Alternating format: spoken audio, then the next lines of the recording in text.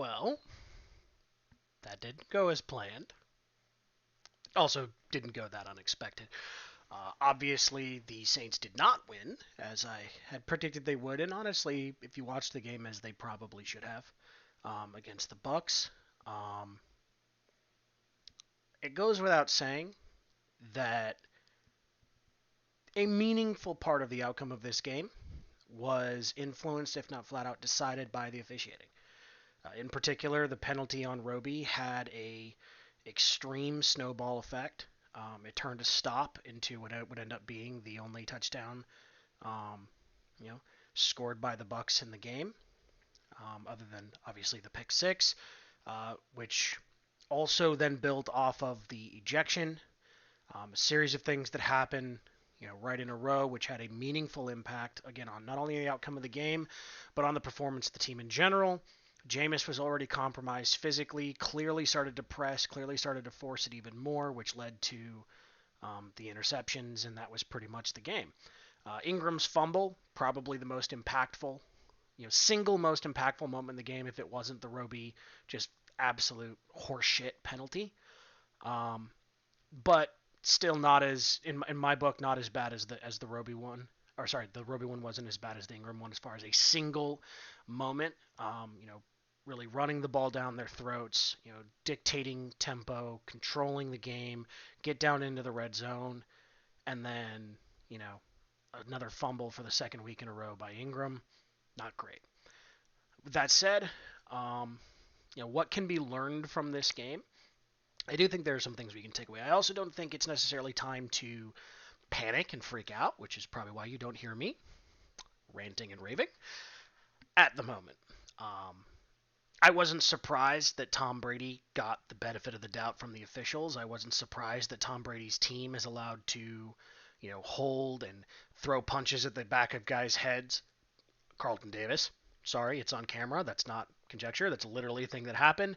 I'm not surprised that a guy can start things, fat boy Leonard Fournette, get shoved back, and then his teammate can attack another player from behind, like Evans, and yet somehow the guy who got shoved twice also gets tossed out of the game.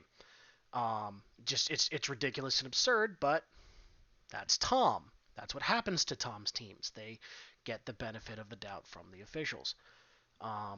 So getting pissed off about that, it just doesn't really make a lot of sense to me when I expect that to happen.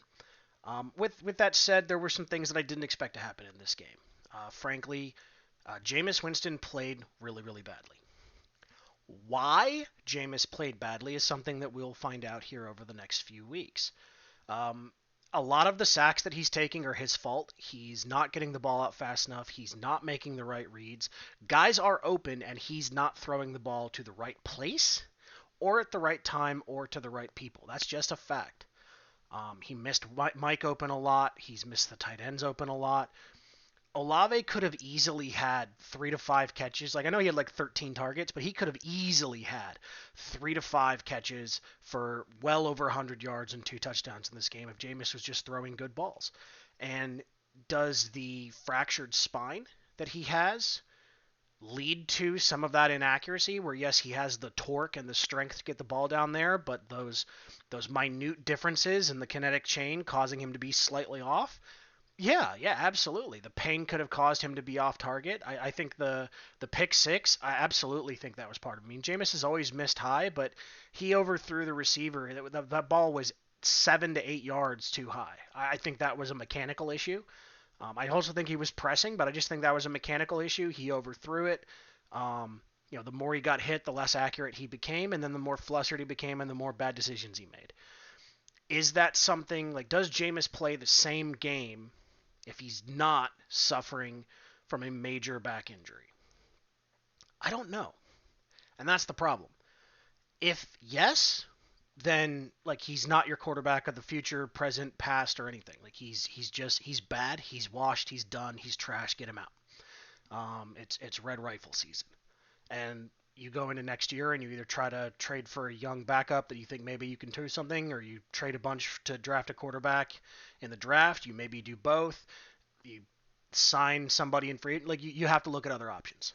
If he is anything close to that bad, and it's not primarily because of the injury exacerbating all of his weaknesses and making him worse than he is, you got to let him go. But there is the reality that that could be the case. There's also the reality that, frankly, through 2 games, the Saints coaching has been far from impressive. The level of fight in the team has been there. I don't know how much of that is on coaching and how much is that on the players and the culture. I think it does matter, but I do think it gets overblown. Like, oh, they play hard for him. Well, yes and no. Like a lot of times it's also they play hard for each other. Like it's the leadership, it's the culture in the locker room, and that's not just the coach. I'm not discounting how much they contribute to it, but I'm also not going to overrate it. Obviously, with that said, you know, Dennis Allen is. I wouldn't have played Jameis, especially after that first half. He was obviously physically compromised. It's not even a question of can he be the quarterback. It's, dude, you're playing terrible. It's a 3-3 game. This is way too close, and you're just not on target, and you're not seeing guys, and I know you're in hell a lot of pain. So you know what? The best thing for the team is for you to get benched right now. And if you're healthy going into next week and you're feeling a little bit better, we're going to give you the chance again. But we can't risk a division game in these circumstances. Clearly, Dennis Allen didn't feel like he had the power to do that. So that is what it is. But I do think Jameis being in a bad spot was partially on coaching. I think that Sneaky Pete has snuck into the office and cashed his checks. The offense through the first 2 games has been unimaginative. And again, some of that's on Jameis. Like there are guys open, there are reads that he's not seeing. Someone clearly needs to have a conversation with him of, look, you have about 10 minutes through 2 games of good play. Maybe even like 6 to 8. And almost all of that was you hitting your back foot hitting the ground and the damn ball coming out and getting the ball in the hands of your playmakers and letting it go. One thing he's got to learn to do is throw the frickin' ball away. Drew struggled with this too, but not nearly as much as Jameis. When a play's not there, throw the frickin' ball away. Stop taking stupid sacks. Stop getting yourself lit up for no reason. But beyond that, like he's got to start seeing guys in the middle of the field. He's got to start reading defenses. He's got to start trusting things. If it's a trust issue and he's just not trusting his eyes because he's worried about picks. Okay, well you threw 3 picks in a game, so maybe just try to throw the ball in the hands of your playmakers on time, on target. Like try that. Just gonna put it out there. And if you can't do that, then you can't be an NFL quarterback. Like Josh Allen was one of the most inaccurate quarterbacks ever in college. His first year in the league was very inaccurate, and whatever he did to fix his mechanics and his decision making, he's become one of the absolute best quarterbacks in the game. And it's because he has the ability to be on time, on target. Like at the end of the day, you can say whatever you want about any quarterback in the league. Big arm, not big arm, doesn't matter. The good quarterbacks can throw it on time and on target, and the bad ones can't. Consistently.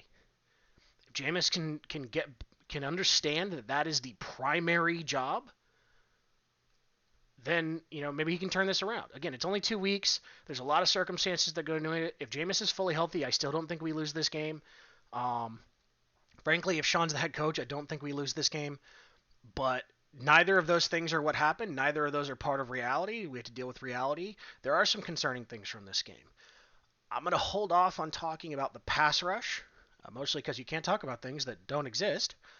Mine is Davenport had a solid game. He didn't have a great game. Brady was getting rid of it pretty quick, but he at least created some pressure and was beating some double teams. But those guys didn't do jack for pretty much the entire game. And that is what it is. But I'm not gonna get on the defense. As far as I'm concerned, the defense gave up 10 points, and really you could argue they didn't even give up that because it was 3-3 when that penalty came in, and that's the only touchdown they scored. Like everything else came off turnovers or that bullshit officiating call. So I look at it like that. I'm not hanging any of that on the defense's responsibility. They did their jobs. The refs decided something else happened. So we're gonna go with that. So I don't have any major complaints about them, even though the pass rush is a bit concerning. It's really about the offense. It's been bad, just been objectively bad. A lot of that is on the quarterback. Calling out protections, making reads, on time, on target. There's a lot of stuff there. Can Jameis do it? Probably. Can he do it consistently? We don't know. Is he going to do it? That's the damn question. So, hopefully, he turns things around. Because if they play like this coming into the post game for next week, I'm going to earn the name of this damn channel. You can bet your ass. But for right now, I'm going to take a little bit more of a moderate tone, a little bit more of a we shall see approach. And we'll talk to you guys later this week.